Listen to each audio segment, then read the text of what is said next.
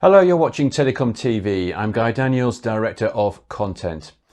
The closing session of this year's DSP Leaders World Forum focuses on the benefits of the move to becoming DSPs, elevating the value of network-based services and repositioning telcos as economically sustainable, viable service providers who can support the evolving needs of businesses and consumers.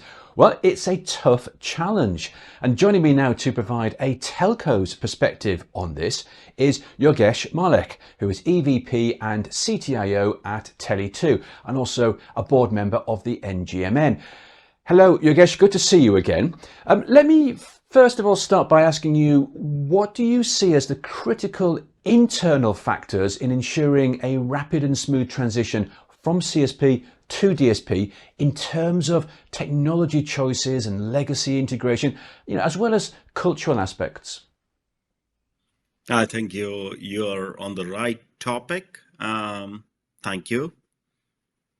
I have to say mindset and culture would be the biggest, because actually the digital world needs extremely good focus on interactions, which means experience becomes the brand. It is not a physical presence or advertisement, it's the experience. And I think that is the toughest challenge we as telcos are facing while we are becoming sustainable, while we are becoming extremely focused on energy consumption. I think this is the next level which we need to take. So as well as internal factors, there's external ones. External pressures are also going to seriously impact telcos. Everything from supply chain and geopolitics to regulation and also disruptive competition. What do you see as the main risks for DSPs in the coming decade? I think the first and the foremost is internal risk. Are we aware that we need to change the mindset going forward? Then comes, exactly as you mentioned, external pressures. We are living in a COVID world. We are living in extremely geopolitical circumstances affecting supply chain. But what really makes us special is that we are managing capacities through the COVID. And I think that's very good. What we need to do, though, now lift that connectivity provider, enabler, to the ecosystem participator. I think that is where the challenge will come, and that's where I come back again. It is about the mindset. It's about the culture which we breed in, where architecture plays a role, and we can see that our customers are a participant of that digital ecosystem today. How do we make them ours and embrace 100% digital, digital first, and zero touch? Oh, good insights there. Thanks for that input. But Yogesh, given all this, do you see that the risks and uncertainties actually worth the trouble? Are the new commercial opportunities great enough to warrant this evolution from CSP to DSP? But also, do telcos even have a choice here?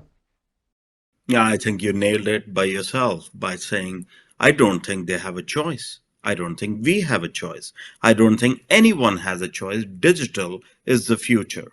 How do we get there?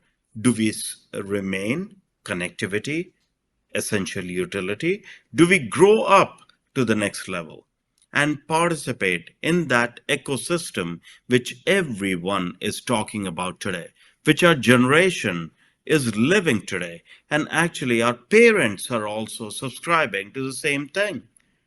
Everything should happen without calling. That is digital in a nutshell.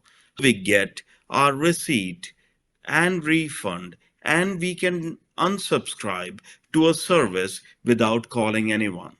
The choice to be or not to be becomes a very customer empowered choice. And I think that's a big change in mindset which we are going through. And honestly, we as telcos also do not have a choice. We need to get there.